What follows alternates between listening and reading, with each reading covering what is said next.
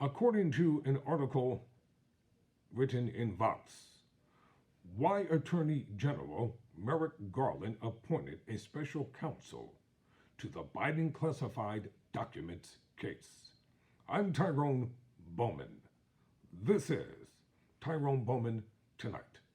Let's get down to the real nitty-gritty of tonight's topic.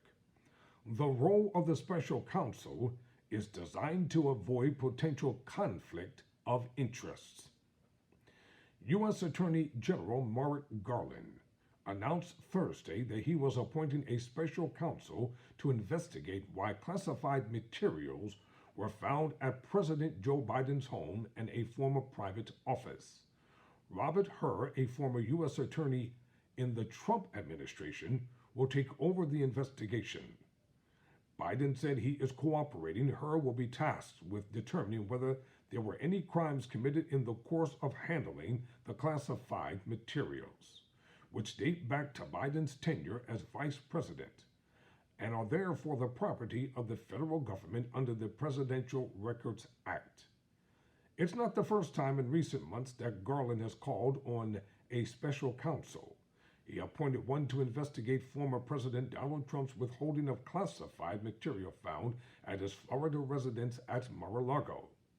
It's a role that is designed to act at a distance, but not entirely independently, from the Justice Department to avoid the appearance of impropertuity. Pardon me. It's a role that is designed to act at a distance, but not entirely independently, from the Justice Department to avoid the appearance of impropriety. In cases where there might be a conflict of interest, here's what you need to know. When is a special counsel required? Justice Department regulations require the Attorney General to consider appointing a special counsel when a criminal investigation of a person or matter is warranted and when the DOJ may face a conflict of interest in carrying out such an investigation itself. For example, if the Attorney General or another member of the executive branch is under investigation. Special counsels are also required when there are other extraordinary circumstances that make it in the public interest to appoint a special counsel, such as a sitting president being under investigation. Garland said Thursday extraordinary circumstances existed in Biden's case. It's not yet clear whether Biden committed any crimes by storing classified documents outside of secure federal facilities. That's something the special counsel will look into. That Biden is now the president and that an investigation is underway into former President Donald Trump for mishandling classified documents makes this a particularly high-profile inquiry. But it's not unusual for the DOJ to open an investigation in this kind of case. Anytime classified materials go to a place they're not supposed to go, there is almost always an inquiry into how they got to that place, said Christy Parker, the former deputy chief of the criminal section of the DOJ's Civil Rights Division and now counsel at Protect Democracy, an organization that seeks to check authoritarian attacks on American democracy. The department always takes that really seriously. Let me pause here and say this. Something is not right. This seems like a political witch hunt that's hatched secretly by the MAGA Republicans in an attempt to launch an unwarranted investigation against President Biden so that Congress under Kevin McCarthy, because all they want to do is impeach Biden by hook or by crook. And at the end of this investigation, they're going to find out that there is nothing there. Remember, I said it first. Doesn't sound right. You know, a lot of things happen secretly, in plain sight, that men and women don't pay attention to. Garland was appointed by Biden, and if he were to lead the investigation, that history could present a conflict of interest. That's likely the primary reason why Garland handed over the investigation to a special counsel. It's also likely why Garland chose her, who is not associated with the Biden administration. Notably, Garland didn't appoint a special counsel to investigate the mishandling of classified documents found at Trump's property until the former president announced his 2024 candidacy, making him Biden's political opponent and creating a potential conflict of interest.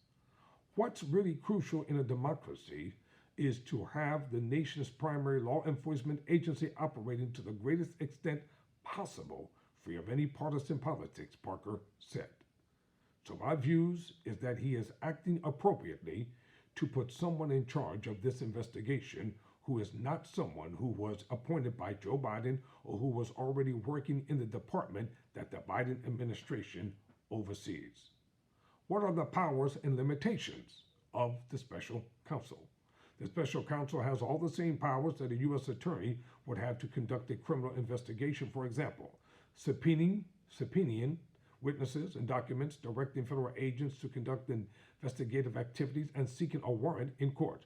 But there are some limitations to those powers, in that the special counsel is required to consult with the Attorney General on major decisions. While he's at arm's length from the Attorney General and he's not an employee of the current Department of Justice, he still reports to the Attorney General.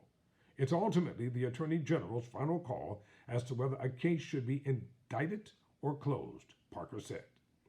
Regulations don't require the recommendations of the special counsel to be made publicly available, but if the Attorney General goes against the special counsel's recommendations, they must report that to Congress after the investigation concludes, and then lawmakers can publicize that decision. In the case of special counsel Robert Mueller's investigation into Russian interference in the 2016 elections, his findings were made public, but only after then Attorney General Bill Barr issued his own summary that downplayed the extent of Trump campaign associates' contacts in Russia and evidence that Trump obstructed justice. It might not make sense to make the findings publicly available in cases where the DOJ is seeking an indictment, so as not to reveal all of the evidence before taking the case to court. But in some cases, where the DOJ declines to prosecute, it's customary, and in my view, in the public interest, to explain that to the public, Parker said. Whether that will happen in Biden's case is still unclear, as is the timeline for concluding the investigation. But so far, Parker said that the DOJ is functioning as it should. I think this is a really important step by the Attorney General to do what he said he was going to do when he was appointed, which is to restore the department's reputation as an independent law enforcement agency, she said. Now, in conclusion, I'm finished reading the Vox article. Why didn't the Republican administration under the Trump administration, why didn't the Attorney General act the same way? I'm talking about Bill Barr. When he was the Attorney General, it was clearly evident that he was favoring the then president. I'm Tyrone Bowman. Never surrender. Never quit.